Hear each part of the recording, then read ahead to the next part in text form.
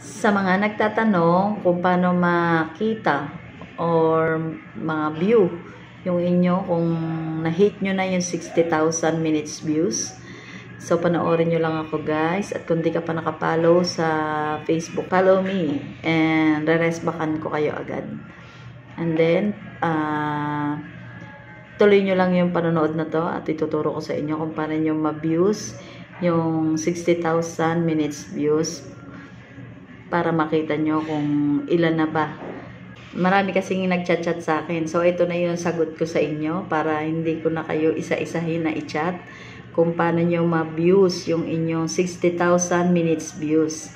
So, ganito lang siya guys. Ituturo ko sa inyo kung paano nyo siya makita at ma-view. So, kung na-hit ko na yung 60,000 minutes views, ang gagamitin kong Facebook para sa ipang tutorial ko sa inyo ay yung Facebook ng asawa ko. So, sundan nyo lang ako guys. Ito na siya. Start na tayo. Punta ka sa profile and then click mo to. Professional dashboard. And then see more. Hanapin mo yung Meta Business Help Center. Click mo lang yan. Click mo yung dalawang guhit sa taas. And then get started.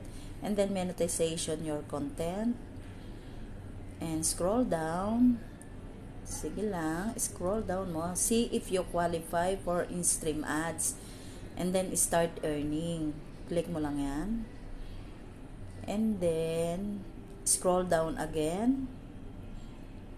Hanapin mo yung account name mo and then status. I-click mo yung tools and then in-stream ads. I-click mo lang yan. So, lalabas na dyan yung iyong account. So, ayan na yan. Lumabas na yun sa asawa ko. And i-click mo tong ARCO, Other Monetization Tool. And then, baba ka dito para makita mo yung in-stream ads. View criteria. So, ayan, yung sa kanya, hindi pa niya ma-hit kasi hindi naman siya nag-upload and then hindi siya mahilig mag-reels.